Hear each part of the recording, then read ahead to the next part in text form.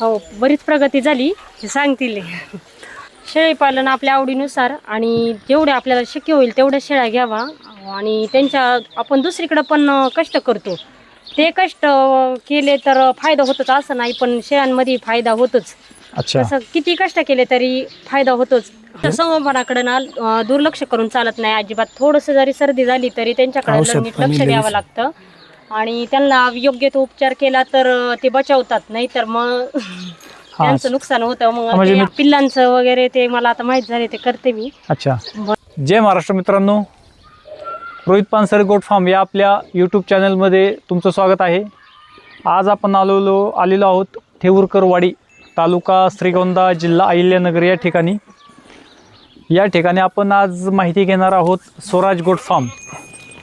हे थेऊरकर यांचे जे गोट फार्म आहे त्याबद्दल त्यांनी किती वर्षापासून चालू केलं आहे, कुठल्या ब्रीडपासून त्यांनी सुरुवात केली होती आणि सध्या त्यांच्याकडे किती प्राणी आहेत आणि कशा पद्धतीने त्यांचं काम चालू आहे या संदर्भात आपण आता माहिती घेणार आहोत.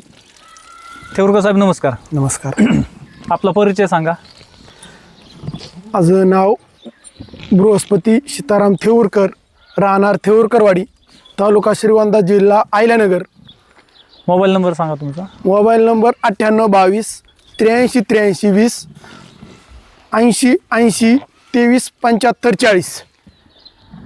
थेऊरकर साहेब मला आता एक सांगा, ह्या शेळ्या जी मी काय बघतोय तर याच्यात थोड्याफार मला काय गावरान उस्मानाबाद दिसतात आणि जास्त संख्या ही बिटलची आहे.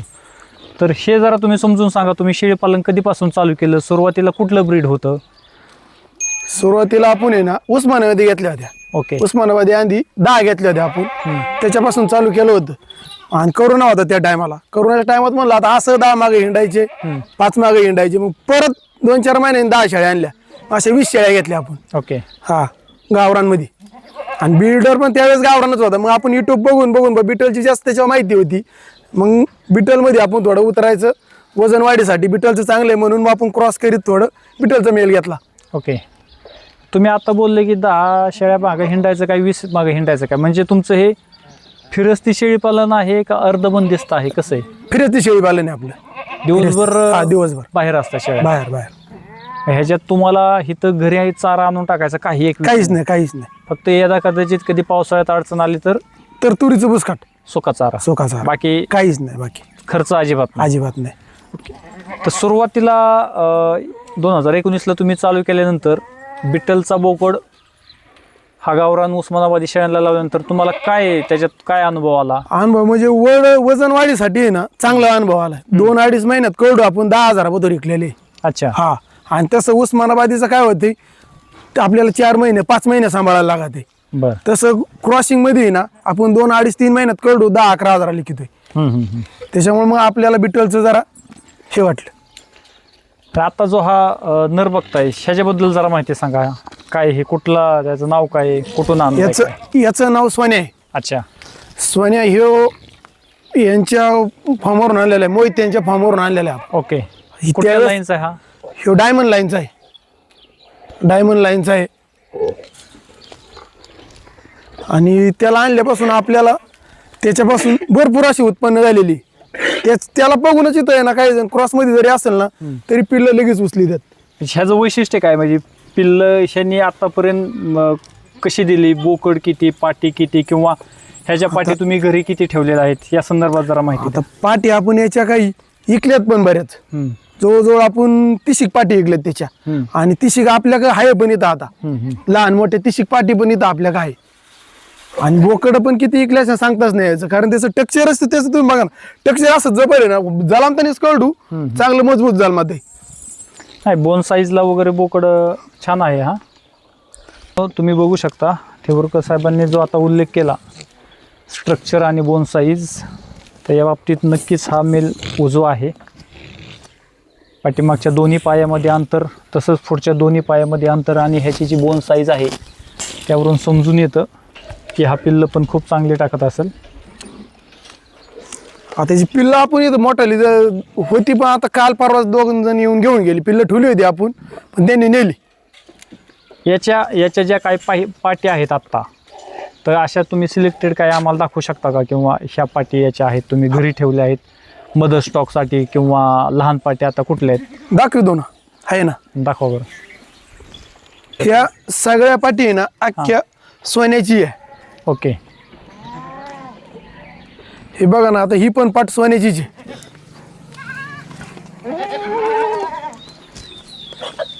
आता ह्या लहान पण पाटी तशाच होत्या, पण आता आपण त्याला घरी ठेवल्या होत्या. आता पाऊस पडल्यावर आणा सव लावल्यामुळे त्यांनी थोडं हे झाले. नाही, मला एक सांगा थेऊरकर साहेब,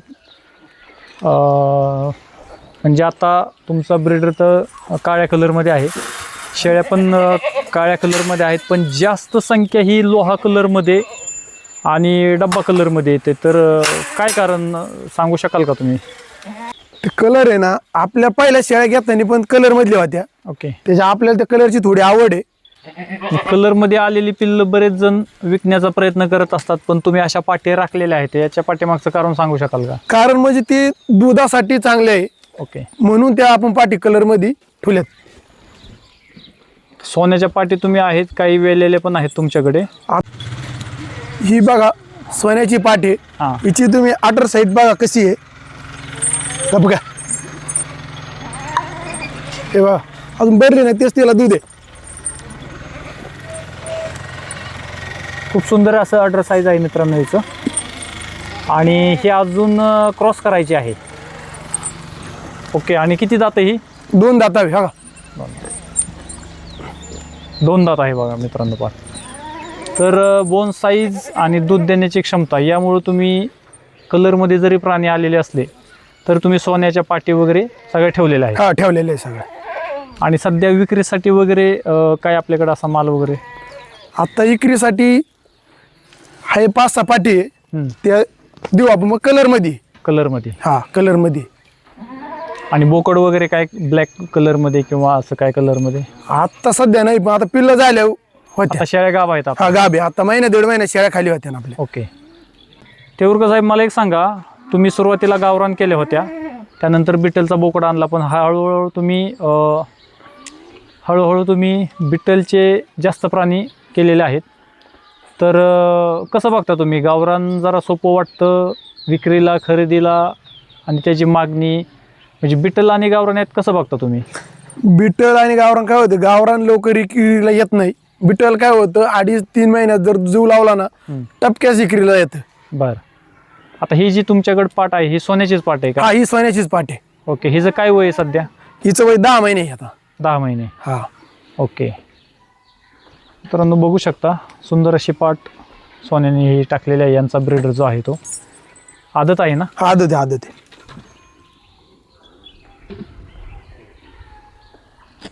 हे जे थेऊरकर साहेब सध्या जो ट्रेंड आहे लांब कानाचा, तर ह्या लांब कानापेक्षा पण तुमच्याकडं आता ही जी पाट आहे जी की तुम्ही घरी ठेवलेली आहे, तर हिच्या कानाची साईज वगैरे अपुरे आहे, तरीसुद्धा तुम्ही ही पाट घरी तुमच्या मदर स्टॉकसाठी म्हणून ठेवलेली. काय वैशिष्ट्य हिचं सांगू शकाल का तुम्ही? हिचे आईची दूध देण्याची क्षमता 3.5-4 लिटर 4.5 लिटर पत्र आहे, म्हणून आपण हिला ठेवलेली. हिच्या आईने किती वेळ दिलेलं तुमच्याकडं? हिच्या 4 येतं दिलेत हिच्या आईने. हा. आता 5व्यांदी खाली व्हायला आहे. आणि ही आता क्रॉस केलेली आहे का? हा क्रॉस केलेली आहे. आता 1.5 महिना झालाय, 1.5 ते 2 महिने झालाय. मित्रांनो बघू शकता, लगभग एक 38-39 हाईटवर अशी सुंदर अशी पाट आहे. त्यामुळे यांनी कानाकडे वगैरे न बघता ही पाट यांनी ब्रीडिंगसाठी आपल्या मदर स्टॉक्समध्ये ठेवलेली आहे. एक तुमच्याकडे सध्या 30-35 शेळ्या मला दिसत आहेत इथं बिटलच्या, आणि त्यामध्ये 13-14 इंच कानापासून ते लगभग 20-21 इंच कानापर्यंत पण तुमच्याकडे माद्या आहेत, पाट्या आहेत, शेळ्या आहेत. तर तुम्ही याच्याकडे कसं बघता काही, म्हणजे जे नवीन बिटलमध्ये येत आहेत नवीन शेळीपालक, त्यांनी काय गोष्टी केल्या पाहिजेत? कारण असे फार कमी फार्म आहेत की ज्यांच्याकडे 12-13 इंच कानातल्या पण शेळ्या आहेत आणि 20-21 इंच कानातल्या पण शेळ्या आहेत. तर तुम्ही नक्की काय सल्ला द्याल नवीन जे बिटलमध्ये येत आहेत त्यांना? आणि नवीन जे येते बिटलमध्ये शेळीपालक, त्यांनी न कान बघता न हे बघता शेळी दूध किती देते, काय किती पिल्लं कशी, दूध तिचं किती आहे बुवा, त्याच्यावर थोडं लक्ष दिलं पाहिजे. नुसतं कान लांब आहे आणि शेळी चांगली मोठी, याच्यावर लक्ष द्या, थोडं दुधावर पण लक्ष दिलं पाहिजे. मित्रांनो सगळ्यात महत्त्वाचा मुद्दा हे जे इथं शेळीपालनाचं वैभव दिसतंय आणि हे जे थेऊरकर साहेब ह्यांच्यासोबत त्यांच्या खांद्याला खांदा लावून त्यांच्या सौभाग्यवती आहेत रुपाली मॅडम. तर रुपाली मॅडम, तुमचं स्वागत आहे आपल्या चॅनलमध्ये. आणि अजून एक सांगतो की पानसरे गोट फार्मतर्फे जे ट्रेनिंग घेण्यात येतं त्यामध्ये रुपाली ताई आल्या होत्या आणि अजून सोबत दोघंजण त्यांच्याच घरातील मेंबर आले होते. तर रुपाली ताई, आपल्या ट्रेनिंगचा तुम्हाला काय फायदा झाला का? हो, झालं ना. ओके. मला असं काही म्हणजे इंजेक्शन द्यायचं, आजारी शेळी कशी आहे ते ओळखायचं ते काही कळत नव्हतं. अच्छा. त्यापासनं तिथं माहिती दिली, त्याच्यावरनं चांगलंच कळलं. म्हणजे निरीक्षण केल्यावरती होतं असं बरंच काही फायदा झाला. परत त्यांना काय काय खायला द्यायला पाहिजे, काय नाही द्यायला पाहिजे ते कळलं. मित्रांनो, आता हे जे बघताय तुम्ही इथं, तर यावेळेस चर्चा केली त्यावेळेस थेऊरकर साहेबांनी सांगितलं की थेऊरकर साहेबांचा हे सगळं 30-35 शेळ्या आणि त्यांची जी काही बी पिल्लं आहेत हे सांभाळण्यात त्यांचा फक्त एक 15 ते 20% वाटा आहे. बाकी दिवसभर हे सगळे शेळ्या, त्यांची पिल्लं, हे जे काय असतील ते रुपाली मॅडम सांभाळतात. तर हे तुम्ही कसं मॅनेज करता ताई? हे असतील तर मग आम्ही दोघं जण करतो, मग होतं मॅनेज. पण त्यांना जर गाडीवर जायचं असल्यावरती मग आधीच नियोजन असतं. अच्छा. दुसऱ्या दिवशी त्यांना कुठं जायचं असं आधीच नियोजन करायचं, कुठं चारायला न्यायच्या शेळ्या. मग पिल्लांचं वगैरे ते मला आता माहीत झाले, ते करते मी. अच्छा. पण कुठं चारायला जायचं असेल तर मग आधीच नियोजन करावं लागतं. ओके. तर रुपाली ताई, म्हणजे हे सगळं शेळीपालनामधून तुमची म्हणजे इतक्या वर्षापासून करता, तर काय आर्थिक प्रगती वगैरे झाली तर त्याबद्दल थोडी माहिती द्या. कसं कसं केलं काय ते? हो, बरीच प्रगती झाली, हे सांगतील. आता आपण 2017 मध्ये पिकअप घेतली होती. अच्छा. 2017 मध्ये पिकअप घेतल्यानंतर परत 19ला करोना आला. आता हप्ता असल्यामुळं करोनात काही धंदा नव्हतं, काय नव्हतं. मग आपण शेळीपालनाकडे जरा वळा म्हणलं बा, तर आपलं हिंडून फिरून इथं राहत्या म्हणून शेळीपालनाकडे वळालो. शेळीपालनातून आपण जे गाडीचा हप्ता आहे करोनामध्ये ते शेळीपालनातूनच पेड केले आपण. ओके. आणि अजून हे शेडबीड जे मारलंय ना, हे सगळं आपण शेळीपालनातूनच केलेलं आहे. ओके. हे पाठीमागलं पण बघू शकता मित्रांनो. आणि परत मॅडमला थोडेफार आपण डाक पण शेळीपालनातून 10-11 तोळ याच्या शेळीपालनातूनच केलेत. अच्छा. तर मित्रांनो, बघू शकता की याच्यात एक बघण्यासारखी गोष्ट अशी आहे की शेळीपालनातून आर्थिक प्रगती करता येते का? तर 100% करता येते. जो काही आत्ताची तरुण पिढी आहे, नवीन तरुण आहेत की जे शेळीपालनाला थोडं कमी दर्जाचं समजतात, तर ते हे तर मूर्तिमंत उदाहरण बघू शकतात.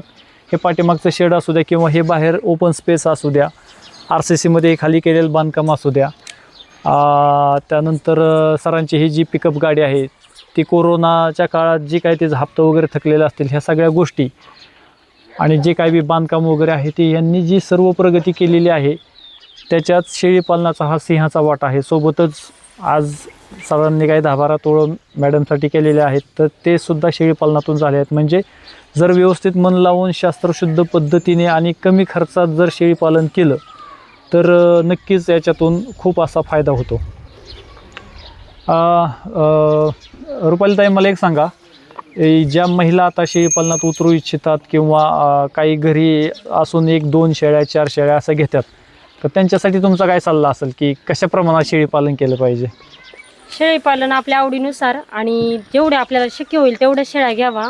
आणि आपण दुसरीकडे पण कष्ट करतो, ते कष्ट केले तर फायदा होतोच असं नाही, पण शेळ्यांमध्ये फायदा होतोच. अच्छा. असं किती कष्ट केले तरी फायदा होतोच.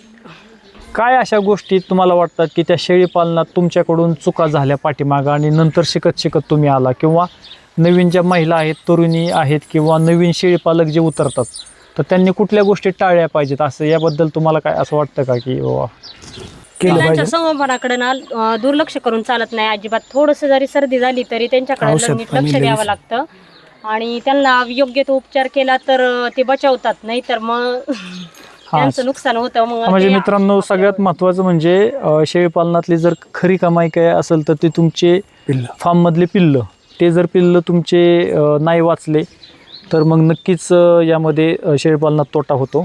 तर खूप असा चांगला संदेश मॅडमने या माध्यमातून दिलेला आहे. तर मित्रांनो व्हिडिओ कसा वाटला हे नक्की सांगा. कमेंट बॉक्समध्ये पुढचा व्हिडिओ कुठल्या फार्मवर असावा हे कळवा. सोबतच आपला चॅनल सबस्क्राईब करा आणि जास्तीत जास्त व्हिडिओ हा शेअर करा. धन्यवाद.